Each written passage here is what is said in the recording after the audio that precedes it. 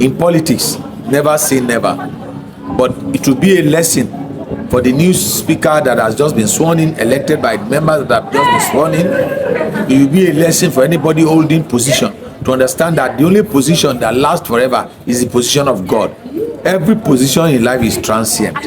What happens to you in terms of your leadership, in terms of your relevance, and I'm talking to people watching this program, what happens to you when you lose the present position you are occupying? It's a food for thought. Yesterday Obasa was speaker, today is no longer speaker. What will happen to you if you lose the position you are occupying today, tomorrow?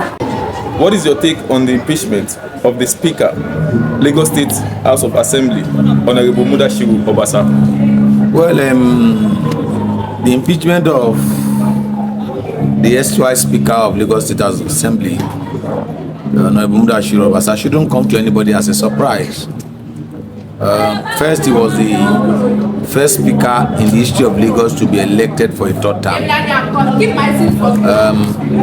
Don't forget that he's been in the House of Assembly since 2007. And his election as the speaker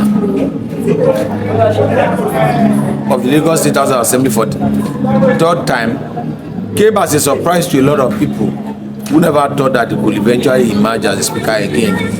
However, I think that him achieving that feat got into his head. That's my opinion. Because you look at the kind of treatment which he gave to the governors when the governor submitted the list of his commissioners to him. You recall the drama concerning the submission of the list of commissioners by Governor Jide after his re-election as the governor of Lagos State. You knew what happened with the rejection of the list and the drama that surrounded that, and the governor had to resubmit that list, and before these nominees were later screened and appointed as commissioner. Fast forward to 2024. During the budget presentation for 2025 appropriation, you recall what the speaker said concerning his qualification and him having better qualification than people that have become governor of Lagos State, with the president inclusive, with two-term governor like Fashola, who happens to also be a minister, inclusive, and the present governor inclusive, saying that he's more qualified than they are to become the governor of the state. And if you know the background story concerning that budget presentation, how he kept the governor waiting for hours before he later attended to the governor, tells you that the guy does not have respect for constituted authority. He is the speaker of the Lagos State House of Assembly. He demands respect and courtesy from his members. You should also know that the governor is the governor of the state. You give the governor, you should extend to the governor the courtesy that due to the governor.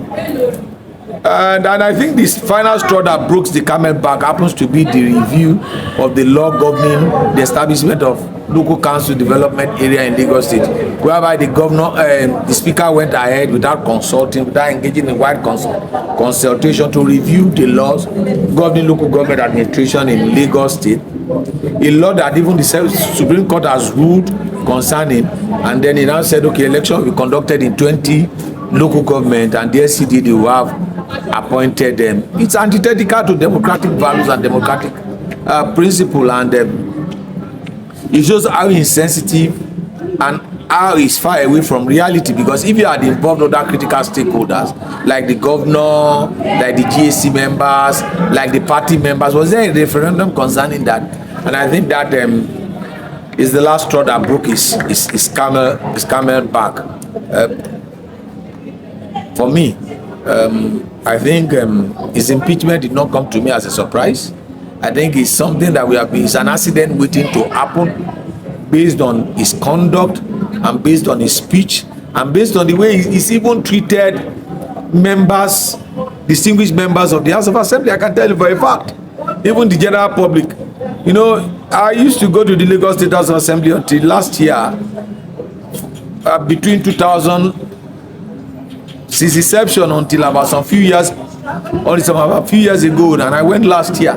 And I got to the Lagos State House of Assembly and I saw the house under siege. I saw gates. I saw it's even easier for you to enter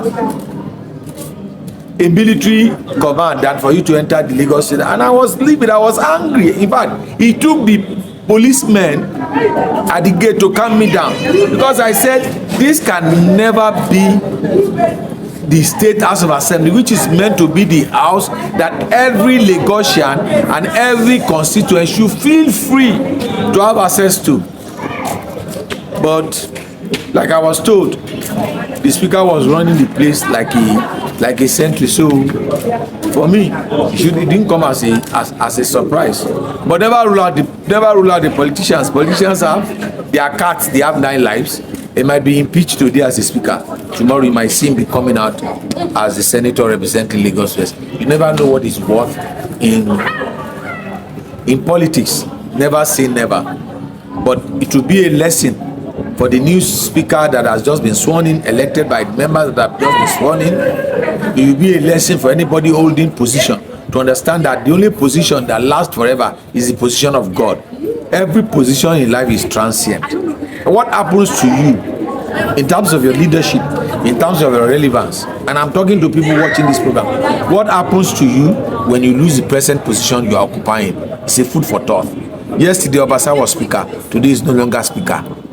What will happen to you if you lose the position you are occupying today, tomorrow? Thank you.